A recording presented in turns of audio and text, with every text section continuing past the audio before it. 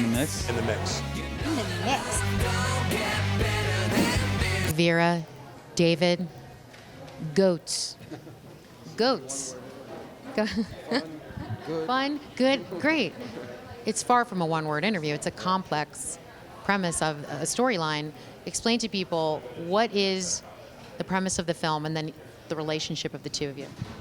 Well, I think it's generally a coming of age story, but as we've been talking about it today, I realized that he's got two different families. He's got myself and Vera on the West Coast in Tucson, and he's got his father Ty Burrell on the East Coast, which is much more prep school as opposed to kind of new agey. I'm a goat herding, pot growing mentor to him. He's the goat man. So the goat man, would you please explain to us what that means? Because we've heard it all day long while we're sitting here and we want to understand, what is the goat man? I think it's just something they call this guy because he treks with goats, he herds goats, and he claims to be training goats for government purposes. Vera, in the film, you're married to this man? Oh no, they do have an interesting, mysterious past, these two. But I actually hire him. He is my gardener. I live on site, but I'm the gardener.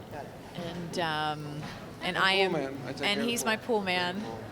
And he's a good friend to me, and he's a mentor for my son Ellis. And the film is about this pendulum. Ellis, has this pendulum between these two worlds, and tries to negotiate his identity, and define his identity. I'm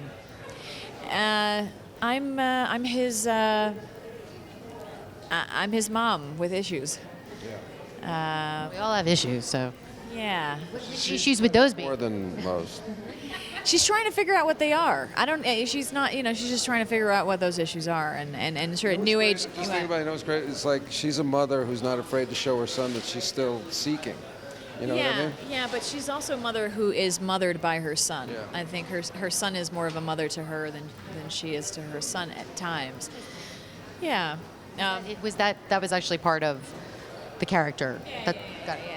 Yeah. Her son does her bills for her, reminds her when to take her meds, reminds her when to. Yeah.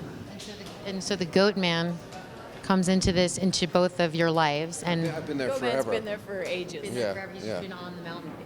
Well, He's just in the been guest my house. backyard. I've just been like. Five-star goat man. I mean, I'm picturing Moses, and Well, I look a little like Moses. Yeah. Played Moses. No, not yet. Never in a play or anything as a kid. Yeah, no. I was one of the Magi, but that's about as close as I got. Staff holding.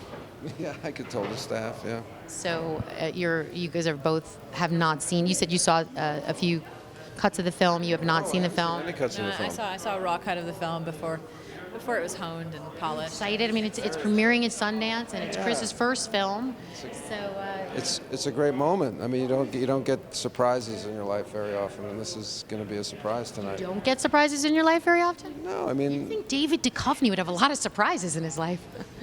not good ones. I guess I should have been more specific. I find that hard to believe. Yeah, we had a great time. It was a playground for us with these characters, and we were just goofing off, and we hope people enjoy that. And Do the two of you actually have a relationship in the film? Do you have a? Yeah, it is.